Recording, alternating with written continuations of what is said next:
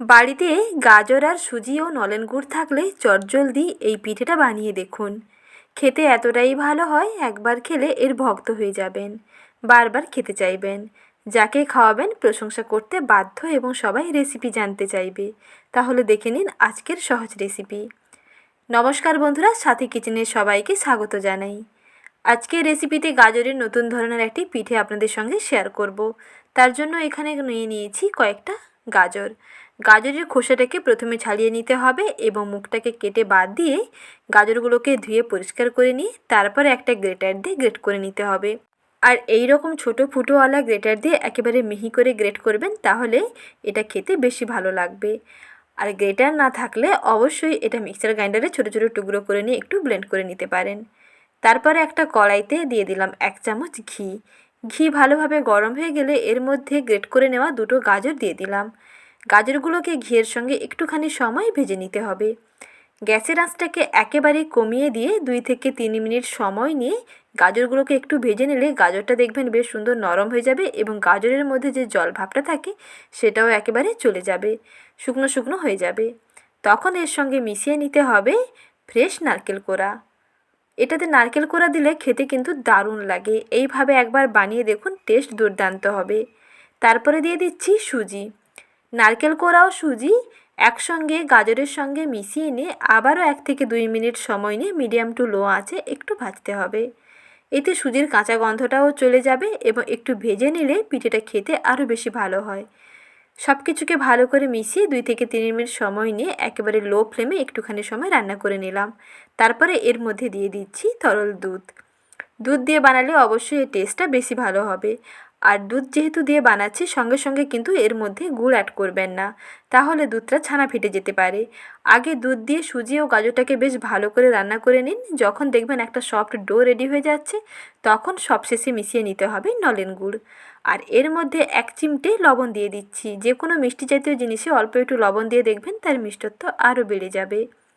1 চিমটে লবণ দিলাম আর দিলাম মিষ্টির জন্য নলেন গুড়।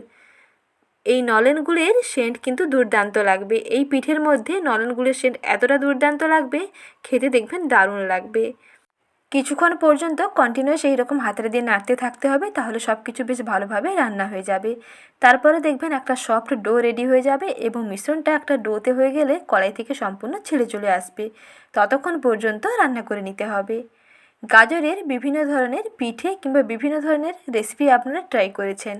একবার নলেন গুড়, নারকেল কোড়া এবং গাজর ও সুজি দিয়ে এই নতুন ধরনের পিঠে কিংবা নাস্তাটা একবার বানিয়ে দেখুন। এতটা টেস্টি হয়, খেতে এতটা ভালো হয়, একবার খেলে বারবার খেতে চাইবেন এবং যাকে খাওয়াবেন আপনার কাছে প্রশংসা করবে, সঙ্গে রেসিপিটি জানতে চাইবে এবং বারবার রিকোয়েস্ট আসতেই থাকবে। তাহলে আর দেরি না করে আজই রেসিপিটি দেখে ট্রাই করে ফেলুন। ভীষণ টেস্টি হয়। দেখুন একটা ডো রেডি হয়ে গেছে। এখন এই ডোটাকে একটা প্লেটের মধ্যে নামিয়ে নেব। আগে থেকে প্লেটটায় একটু ঘি মেখে নিচ্ছি। এতে এই পিঠের সেন্টটাও বেশ ভালো হবে এবং প্লেটের মধ্যে আর স্টিক করবে না। তারপরে হাতের মধ্যে অল্প করে ঘি লাগিয়ে নিয়ে এর থেকে পিঠেগুলোকে বানিয়ে নেব।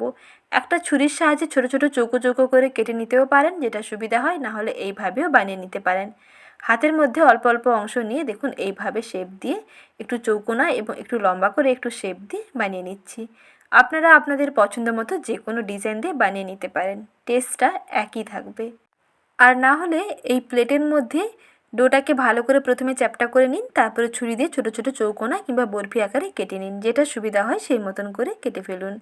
তারপরে এই পিঠেগুলোকে ডুবো তেলের মধ্যে ভাজতে হবে। তেলটাকে প্রথমে বেশ ভালো করে গরম করে নিয়ে তারপরে পিঠেগুলোকে তেলের ওপরে দিয়ে গ্যাসের ফ্লেমটাকে একটু কমিয়ে দিন। মাঝারি ফ্লেমে ভাজতে হবে। গ্যাসের আঁচটাকে মাঝারিতে রেখে কিছুক্ষণ সময় নিয়ে এপিঠ ওপিঠ লাল লাল করে ভেজে নিলেই ভেতর থেকে খুব সুন্দর ভাজাও হবে আর ওপরটা অনেক বেশি মুচমুচে হবে। পিঠের রঙটা যতক্ষণ না সোনালি হয়ে যায় ততক্ষণ পর্যন্ত সময় নিয়ে ভেজে ফেলুন। বেশ মুচমুচে হয় আর অনেক বেশি টেস্টি হয়। একটি খেলে আর একটি খেতে চাইবেন। কালারটা সুন্দর চেঞ্জ হয়ে গেছে। এখন একটি প্লেটে সার্ভ করে নিচ্ছি। দেখুন কি অপূর্ব হয়েছে দেখতে। দেখতে যেমন সুন্দর হয়, খেতেও তেমন দারুণ লাগে। একটি খেলে আর একটি খেতে চাইবেন। দেরি না করে আজই ট্রাই করে ফেলুন। আর রেসিপিটি ভালো লাগলে লাইক, শেয়ার এবং সাবস্ক্রাইব করুন।